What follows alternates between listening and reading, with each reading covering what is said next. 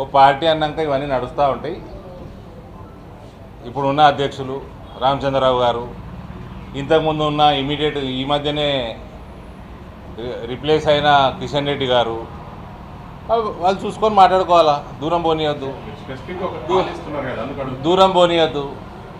అవసరం ఉంటే incharge general secretary చూసుకోవాలి. అది వాళ్ళు part and parcel of any political party.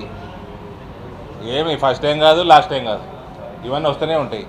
అవసరం పడితే అంత దూరం ఎందుకు పోయింది అనుకుంటే ఎంక్వైరీ కమిషన్ వేసుకోవాలి. Central party neutral enquiry commission వేసుకోవాలి. ఇవన్నీ జరిగే విషయాలు కదా, అన్ని పార్టీలలో జరిగే విషయాలు.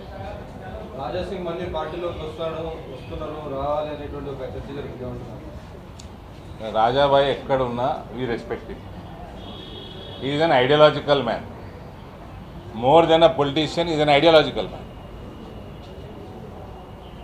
రాజాబాయ్ సస్పెండ్ అయినా రిజైన్ చేసిండా? సరే, రాజాబాయ్ పేరు పక్కకు పెడదాము. ఎవరన్నా రిజైన్ చేసిండు అంతే కదా, సస్పెండ్ కాలే కదా. ఆయనకి కారణాలు ఏమున్నా ఆయన రిజైన్ చేసిండు. రేపు మిస్డ్ కాల్ ఇస్తాడు. మాకు మిస్డ్ కాల్ ఉంటుంది కదా మెంబర్షిప్కి, ఇస్తే ఏమవుతుంది అడుగుతున్నాను. మై క్వశ్చన్, ఏమవుతుంది అప్పుడు? నేనేం రాజాసింగ్ గారు అంటలేను, బీజేపీ అంటలేను. పొలిటికల్ పార్టీ మెంబర్షిప్ తీసుకోవాలంటే మిస్డ్ కాల్ ఇవ్వాలి. రకరకాలు ఉన్నాయి, మిస్డ్ కాల్ కూడా ఉంది. ఆయనని సస్పెండ్ చేయలేదు కదా, ఆయన ఏదో మనస్తాపం చెందిండో ఇంకేందో రిజైన్ చేసిండు. రేపు మిస్డ్ కాల్ ఇస్తాడు. అంటే నాకు తెలియక అడుగుతున్నా, మిమ్మల్ని అడుగుతున్నా. మిస్డ్ కాల్ ఇస్తే ఏమవుతుంది? మీరు అన్నట్టు మెంబర్ అవుతుంది.